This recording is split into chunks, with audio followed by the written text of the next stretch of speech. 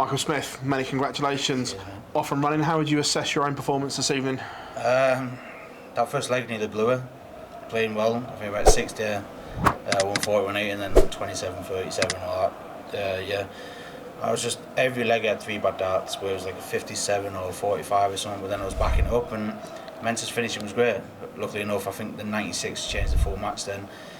And then he had a dart summit for 109 and then I managed to click out last dart again and yeah, it felt good. It felt hard work, but I felt good at work.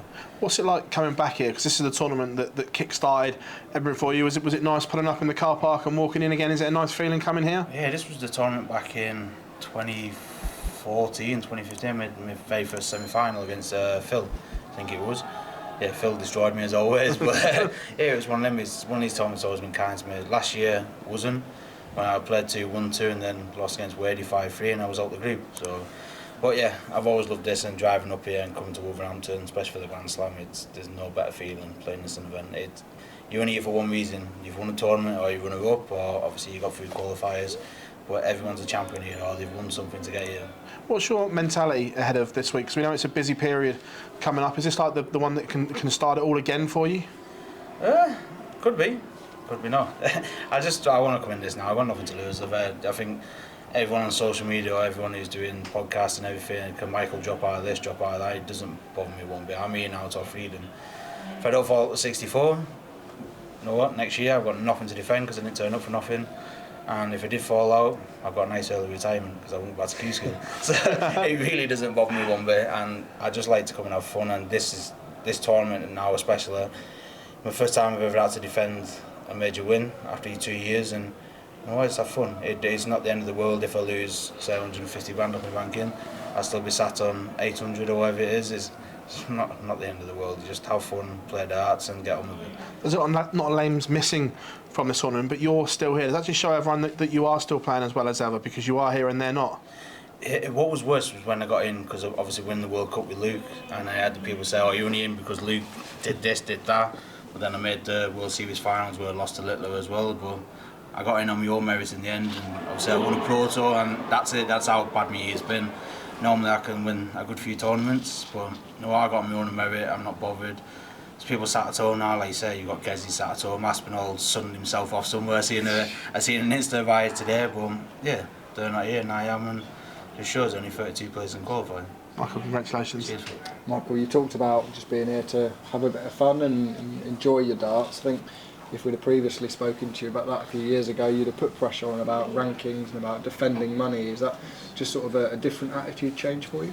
I think what it is, I think maybe we're 24, so maybe 8 years now, 9 years, 8 years, I've been in the top 10. Yeah. And I've been there for that long. It's easy getting there. Well, it's not easy, but it is in a sense. But the hardest thing is about staying there. I've been doing it year on year out, and just staying there. And you know, if I didn't turn up now for the rest of the year, I didn't play this or the Worlds. I think I dropped to 12 is my lowest. But then I'm only 100 gone behind MVG, who's second. Yeah. So it's not much, is it? That's how tense it's going now, and just have fun. I just need to go back to my old ways and think about what I used to do, and not, since I won the Worlds, putting that added pressure on myself, saying this is how world champions got to do this, you've got to handle yourself this way, you've got to dress that way, you've got to talk to people this way. And it's one of them, you know what, I'd love to switch, you know what word I'm going to say, just, yeah, and just get on with it. And that's how I've been trying to treat this year. If that does happen, and it's not necessarily that it will, you would become sort of the chaser again. Is that something that you enjoy rather than being the player that's being chased for these tournaments? I think you've seen it with the Worlds when I lost to Michael, and then obviously I lost to Peter. I was chasing everything, and I think I'm a better player when I'm doing it. Especially when I lost to Peter and I just wanted to quit. Didn't want to play again because that was the game I thought I'd literally win. I was 5-3 up, lost it 7-5. Then I made the UK, the European, and then obviously the Grand Slam, and then the Worlds. I don't want to say that word because I could get clips, especially going on YouTube. I like being a chaser and stuff. I like being stuff and doing things my own way, not what people expect of me, what I expect of myself. And I kind of lost my way the last couple of years. Yeah. If you are going to win this tournament this week, what do you feel you need to do? I don't know, because I know I'm scoring well, I know I'm finishing well, but it's every other game. I'm scoring well one game and I can't finish, and I'm finishing well and can't score. And you know yourself, if both of them click, I win the tournament. So I've done it for the last, since 2009 I've been winning tournaments. That's how long I've been here for. yeah, if they both click, I went on. Okay, perfect. Cheers, man. You're welcome. Michael, with all the talk about you defending the money from the grandstand, if you went deep here this week or even lifted the trophy again, how much of a statement would that be, especially leading up to the World Championship? It's not a statement. I turn up to win events, and I know I've not won many this year. And for me, the goal is to win things. I know there's some players going, oh, I'd love to make a quarter final, I'd love to make a semis or last 16 to pick up money, get on your rank. I only turn up to win. And if I don't win, if I I've what 10 major finals I lost before I started to win, and if I lose, I'm annoyed. So for me now, the mentality is just win events, just keep playing as much as I can, practice. Like now, the last couple of weeks, I'm practicing hard as I can. I'm going out twice a week, which I've not done since we moved out. And that's been nearly 5 years. I'm starting to do it again now, building the games room so I can actually practice again when I get home. And it's one of them, just get on with it, just do what I used to do. So it's not a statement, it's just, it's something that I need to do for myself, no one else. With what you've won in the game, with how many major finals you've been in, do you feel like sometimes you can be a little bit disrespected compared to a few of the other top guys? I'm not bothered. I'm really not bothered.